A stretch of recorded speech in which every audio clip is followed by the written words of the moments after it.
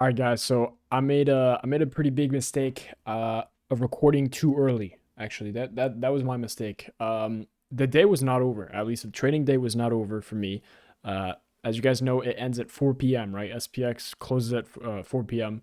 Um, and I actually ended my video around like 1 to 2. Okay, and the reason for that is I had to go skiing, like night skiing, so we had to leave at like 2:33. So I had to leave a little bit early. I had to leave the markets and get ready early. So I wasn't on the markets from 1 to 4, basically, or well, I guess not anymore. From one to 3, basically. Okay. Uh, and during that time, the strategies that I had set up in the morning and the analysis I did in the morning came to life, if you will. And I realized that pretty late, and I got in because I had an alert set for if this broke this liquidity, and I went back to the chart the moment it happened, and we kind of took the trade nice and beautifully, right? I was on my phone because I was downstairs getting ready. I get the alert. I'm looking at my phone. I'm like, holy shit, it's happening. It's hitting my levels. We gotta enter short. Okay, so that's what happened. But unfortunately, I made my video before that, before getting ready, and I didn't see this coming. So I'll walk over on how this happened. And I'll teach you guys how to catch it too. So basically, if you guys watch my previous videos, or my previous video that I just posted, literally 2 hours ago, maybe an hour ago, I can't even remember. We talked about this 5 minute market structure shift that happened here in the morning, right? This happened at like 10:55, right? So market open up here. I'm not sure why I don't have. Let me get this real quick. Okay, I don't know why it's green. Anyways, market open down here. Okay, and then we have 9:30 opening up here, and we kind of chop around here. We hit that daily order block up here, right? We have a market structure shift that happens here. Okay, so what I like to do, and you guys know the strategy now, and I got to refine it a little bit. We drew the standard deviation, right? So from that swing high that created that market structure shift to the market structure shift, standard deviation shows us these levels. And if you know here, right, the daily candle, this is just the daily candle, just shown on the 5 minute.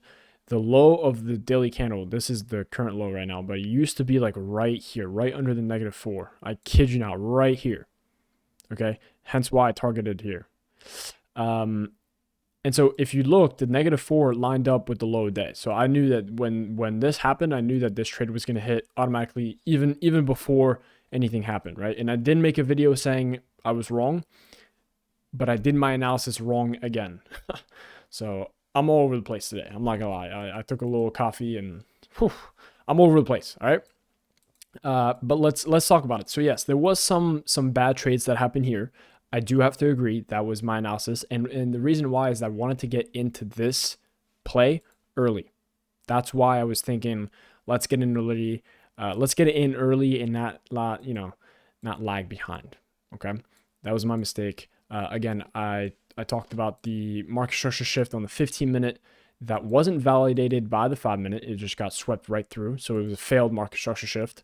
Bounced off the 1 hour fair value gap that we had up here. I'm not going to mark it out right now, but there was a 1 hour market or 1 hour fair value gap here that we kind of reacted off. But then we reacted off so strong that we went all the way up to the OT. Now, if you guys know me and you know my model and how I like to trade it, is its price does not specifically need to hit the golden zone, right? And the golden zone is just this line right here, the golden zone, the golden line.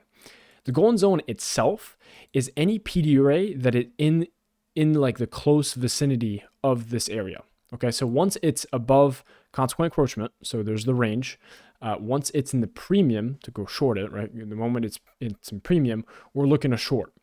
But now, right, we're looking for PD arrays for price to react off of, especially high time frame PD arrays if found, for price to react off of and to give us a nice entry. Okay, so what does that mean? That means that price does not need to hit this line. It does not need to hit this line. It just needs to hit a PD array that shows that price will continue lower or continue, you know, the right order flow or the bearish or bullish order flow, whatever kind of order flow you want to be traded, right?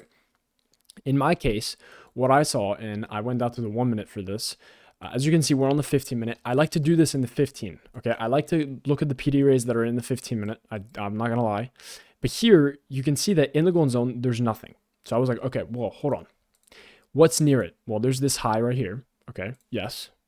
So that's one. And I set like a little alert on my phone for when price broke this. So there's that. And then I was like, all right, that's the only thing that's kind of near, but it's not super close, right? It's just above this level here of the OT. It's not super close. It's not really in the zone I wanted to. I wish price could go a little higher. And if it does go higher, where is it going to go? Again, 5 minute, do you notice anything? Just this high, the swing high. We do have like this tiny wick, but this isn't an order block, right? The order block is up here. And I could mark this out. I just didn't because when I hopped on the trade, right, the price just kind of reverted right here. So I went down 3 minute, and I don't have like trading view premium, so I can't like go to the 1 second and shit like that, or create like custom timeframes. What's going on in the 3 minute? 3 minute also has that swing high, but is there another swing high that's a bit higher? Yes. So I noticed this. So I marked this out. Okay. There's a swing high right here. Okay. There's a fair value gaps here, but this is not in the zone. I was looking mostly for fair value gaps. I like fair value gaps or like order blocks that are right in the middle of the zone. Usually that's the best. There's no fair value gaps, no fair order blocks in the zone. There's just that swing high that's just under. Okay. What about the 1 minute? Because I don't like to take entries off the 1 minute, but it gives us something. No, there's no fair value gap here in the zone. There's no inverse fair value gap anywhere. There's no order block in the zone. Everything's kind of far away, and I don't really like this. The only thing I can see it or for price that maybe respond to is this high and this high. Okay, so this zone, if you will, right? Let's just mark it out for you. Okay, this zone. Why is it a little higher? Okay. So that, oh, the fuck. That's the zone I was looking for. Okay. And so when I got on the charts, I marked that out, right? It's not marked right now because I wanted a bit cleaner for the video. But that's the zone I was looking for. Okay. And the entry I like, I'm not sure why it's supposed to be like this. What the fuck? The entry I took was off the consequent encroachment, right? Off this. Let me delete this. So obviously, any good trader knows that once a price hits some kind of level that you're into or you're looking into, you don't just immediately enter just because it hit your level. You're not always wrong. You're not always right. Okay. So price could have easily, and I mean easily, could have just ran through my shit and taken me out easily. But that's if I entered. If I waited and entered off something I knew that was going to happen, then it would be good. Okay. There's another thing here that confirmed that my trade was going good. So consequent encroachment here of this little area, if you will. Right off the bat on the 5 minute, we get bearish order flow. Okay, breaks this low, almost breaks this low. I'm waiting for this low to be broken. Kind of chop around. And then we get a high up spike up here. I'm like, all right, it hits consequent encroachment. What do I want to see? I want to see not only bearish order flow. So now I want to see bearish candles start forming and kind of going opposite directions. I also want to see candles close below this low too. Okay, so we get this 5 minute. Pretty sure on the 1 minute it's clearer. Okay. I have this like kind of theory in the markets where like the third time is never the charm. So this is way back in the time when I used to trade like horrible patterns and shit, but I used to be a lot into pattern. And I used to realize in trends usually, and in start and at the bottom of the trends, the third time of anything is when it either collapses or it just stops. Okay. That means that if there was a third time that hit this consequent encroachment, it was going to be done. It's either going to break through or it's going to be done. Right. And the fact I just knew, I don't know why, I just had a gut feeling, right? But even if you entered, I entered on the second tick. But if you did enter off the first tick of the first consequent encroachment here, you'd still be fine. You're only in drawdown for half a second, really. You know what I mean? So no biggie. But I did decide to take off the consequent encroachment, and the only price that hit consequent encroachment first was this tick on the 1 minute, not this one. Okay. That's the one I got in. And that's, really no biggie, but if it went higher and took me out, it took me out, right? That's life. Okay.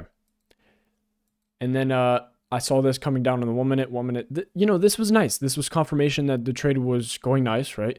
And then we created this other 1 minute fair value gap up here with a consequent encroachment. Price came back up, and this is, you love to see this. It taps into this almost hits it to the tick of the consequent encroachment, but it gets near it. And to me, I can tell that this is going to sell off. I've seen this before. We've all seen this before. We can tell what happens next, right? It just comes in, taps the price, and dumps. Whoops.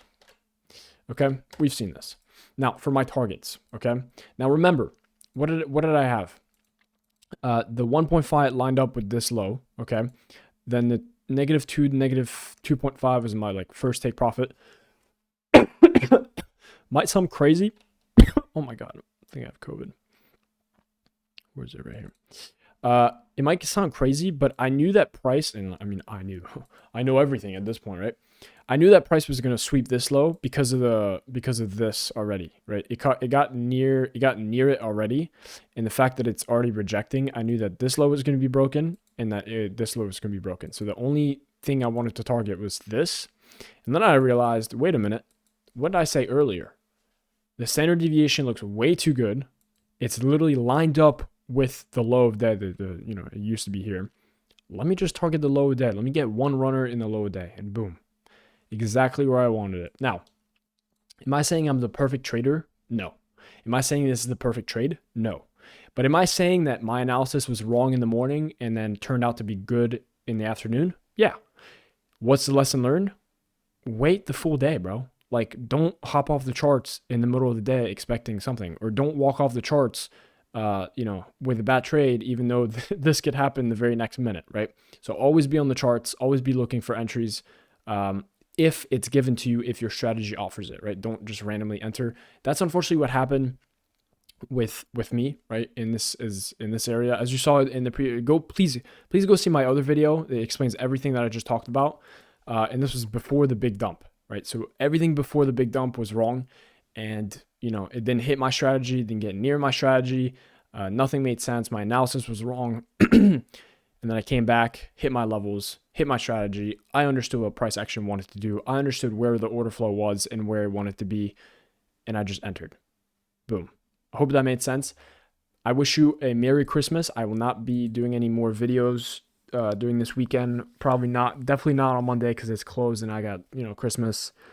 Maybe see you on Tuesday. I don't know. Latest is probably Wednesday. But yeah, again, Merry Christmas, and I will see you guys very soon. Peace.